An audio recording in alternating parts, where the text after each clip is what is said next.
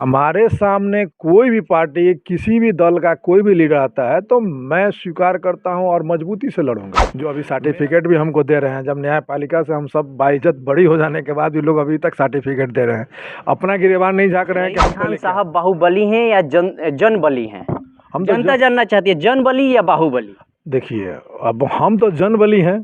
लोग में काफी चर्चा रहता है कि दो ही मुसलमानों के नेता हैं, मतलब एक रईस खान साहब, दूसरा शहाबुद्दीन साहब का परिवार। तो रईस खान साहब के सामने अगर उस परिवार से कोई व्यक्ति चुनाव लड़ता है तो रईस खान साहब कितने मजबूती के साथ अपनी पकड़, अपनी पहुंच जनता तक पहुंचाने में। नमस्कार, अभी हम चिराग पासवान जी के सैनिक के पास में मौजूद है। सैनिक इसलिए मैं शब्द का उपयोग कर रहा हूँ कि हमारे साथ सिवान के चर्चित और पूरे बिहार के चर्चित नेता रईस खान साहब है। रईस खान साहब से हम बातचीत करेंगे, जो राजनीतिक परिवेश है उस पर चर्चा करेंगे और कुछ हमारी काउंटर सवाल होगी। उम्मीद है कि रईस खान साहब हमें काउंटर जवाब भी देंगे, जैसे पिछले वीडियो में हमें देते आ रहे हैं। सर, बहुत बहुत पहले आपका स्वागत है। आपको भी हमारे तरफ से सारे मीडिया भाई को स्वागत है। सिवान के समस्त जनता को मेरा प्रणाम और सलाम। कैसे हैं सर? अच्छा हैं, आप कैसे हैं? हम भी ठीक हैं जी, बोलिए।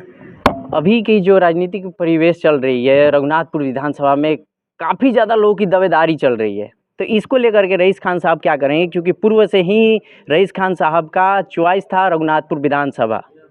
देखिए, इंसान चुनाव हर इंसान का बात करते हैं, हर इंसान की ख्वाहिश होता है कि हम आगे बढ़ें। और दावेदारी के जहाँ तक जितने भी लोग दावेदारी कर रहे हैं, ये अच्छी बात है।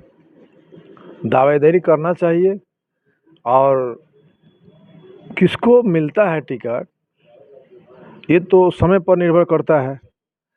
मान लें जो लोग दावेदारी कर रहे हैं वो अपने जगह पर अच्छे कर रहे हैं, हम भी अपने दावेदारी कर रहे हैं तो हम भी अपने जगह पर अच्छे हैं। दावेदारी करना चाहिए हर व्यक्ति को। अब टिकट मिलना सुप्रीमो के ऊपर निर्भर करता है कि किसको वो टिकट सुप्रीमो देता है। पार्टी का जो हम लोग घटक दल में जितने भी हमारे पार्टी के लोग हैं, कहाँ कहाँ सीट का बंटवारा किस तरह से हमारा आला कमान तय करेंगे। आला कमान तय करने के बाद आला कमान का दिशा निर्देश जहाँ होगा वहाँ से आदमी फाइट करेगा। सिवान में काफ़ी चर्चा रहता है कि दो ही मुसलमानों के नेता हैं, मतलब एक रईस खान साहब, दूसरा शहाबुद्दीन साहब का परिवार। तो रईस खान साहब के सामने अगर उस परिवार से कोई व्यक्ति चुनाव लड़ता है तो रईस खान साहब कितने मजबूती के साथ अपनी पकड़, अपनी पहुंच जनता तक पहुंचाने में सक्षम रहेंगे? देखिए, सिवान का समस्त जनता दिखा भी दिया है कि रईस खान कितने मजबूती से चुनाव लड़े हैं और कितने मजबूती से सिवान का समस्त जनता रईस खान को समर्थन दिया है। अब हमारे सामने कोई भी पार्टी, किसी भी दल का कोई भी लीडर आता है तो मैं स्वीकार करता हूं और मजबूती से लड़ूंगा। मेरा काम है लड़ना, जनता को काम तय करना है कि किसको लीड कर देना है। तो हम अपनी बात अपने जनता के बीच में रखेंगे। कोई भी पार्टी का किसी भी बड़े से बड़े नेता आते हैं चुनाव लड़ने के लिए तो वहाँ रईस खान को टिकट में लेके आते हैं तो मजबूती से लड़ाई देंगे, समझे। और मजबूती से रईस खान साहब बाहुबली हैं या जन बली हैं? हम जनता जानना चाहती है, जन बली या बाहुबली? देखिए, अब हम तो जन बली हैं, लोग बाहुबली कहते हैं तो लोग का कहने का मतलब जिस रूप से लोग हमको स्वीकार करें। हमने शुरू से जुर्म के खिलाफ आवाज़ उठाया, तो जब आप जुर्म के खिलाफ आवाज़ उठाइएगा, एक मजबूत लोगों के खिलाफ आप लड़िएगा तो आपको हर तरह का शब्दों से नवाजा जाएगा और हर तरह की परेशानी झेलने के लिए आप तैयार रहिए।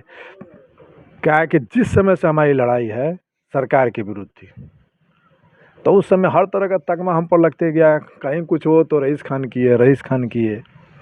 जो अभी सर्टिफिकेट भी हमको दे रहे हैं, जब न्यायपालिका से हम सब बाइज्जत बरी हो जाने के बाद भी लोग अभी तक सर्टिफिकेट दे रहे हैं, अपना गिरेबान नहीं झाँक रहे हैं कि हम पहले क्या थे, हैं।